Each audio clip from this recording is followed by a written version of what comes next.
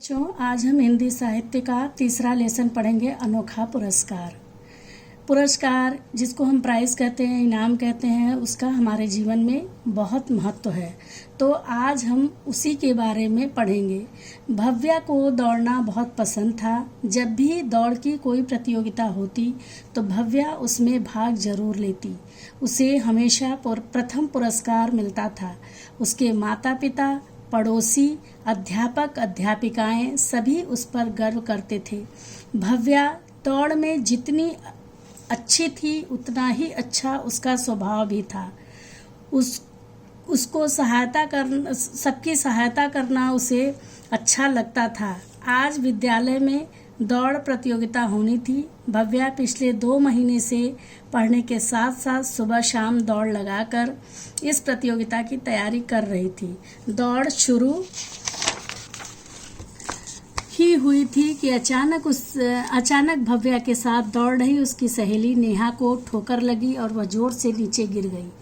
उसके घुटने से खून बहने लगा। भव्या रुक गई। वह भागकर नेहा के पास गई, उसे सहारा देकर उठाया और धीरे धीरे प्राथमिक चिकित्सा कक्ष में ले गई।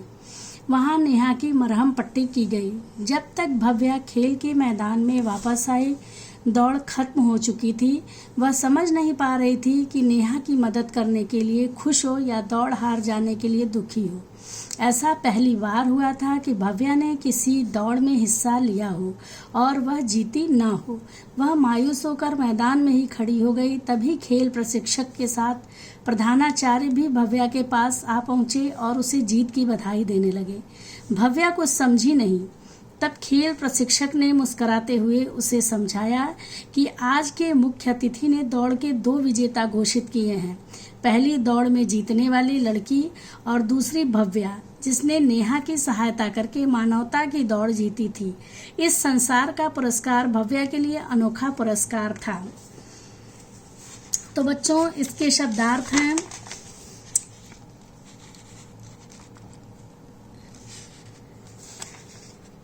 पुरस्कार। पुरस्कार का अर्थ है इनाम। फिर है प्राथमिक चिकित्सा कक्ष, जहां शुरुआती इलाज होता है। मायूस मतलब दुखी। सिखाने वाला प्रशिक्षक मतलब सिखाने वाला। अतिथि मतलब मेहमान। विजेता मतलब जीतने वाला। तो ये आपके शब्दार्थ हो गए। तो इस कहानी से आपने क्या सीखा? हमें मुसीबत के समय अपना स्वार्थ भूलकर दूसरों की मदद करनी चाहिए।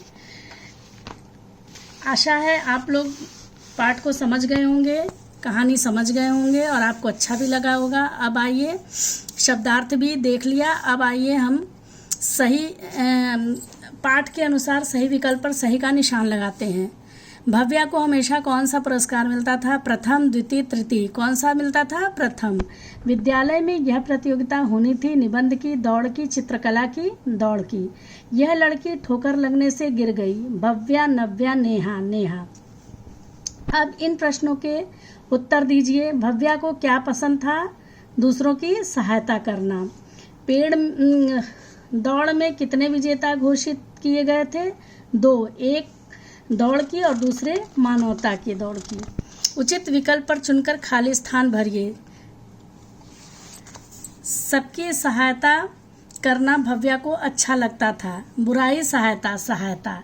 नेहा भव्या की सहेली थी, सहेली। भव्या भागकर नेहा के पास गई, जागकर नहीं, भागकर गई। मुख्य अतिथि ने दौड़ के 2 विजेता घोषित किए। अतिथि।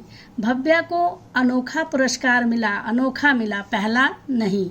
इन प्रश्नों के उत्तर दीजिए। भव्या पर किन्हें गर्व था? उसके माता पिता, पड़ोसी और अध्यापक अध्यापिकाओं को। दूसरा प्रश्न है, भव्या ने दौड़ प्रतियोगिता की तैयारी किस प्रकार शुरू की थी? पढ़ाई के साथ साथ सुबह शाम दौड़कर। भव्या ने नेहा की सहायता किस प्रकार की थी? उसे सहारा देकर उठाया और प्राथमिक चिकित्सा कक्ष में ले गई। भव्या ने कौन सी दौड़ जीती? मानवता की दौड़ जीती। अब है इसको 3 शब्द लिखना है ढ शब्द से, जैसे पढ़ना दिया हुआ है तो चढ़ना, सीढ़ी, पीढ़ी। फिर ढ शब्द से दौड़, घोड़ा, सड़क, पहाड़। अब है मिलते जुलते अर्थ वाले शब्दों का मिलान कीजिए। अध्यापक से क्या मिलता जुलता है? शिक्षक। अध्यापक को और क्या बोलते हैं? शिक्षक। विद्यालय, विद्यालय को और क्या बोलते हैं? पाठशाला। लड़की, लड़की को और क्या बोलते हैं? बालिका। अतिथि, अतिथि को और क्या बोलते हैं? मेहमान। खून, खून को रक्त।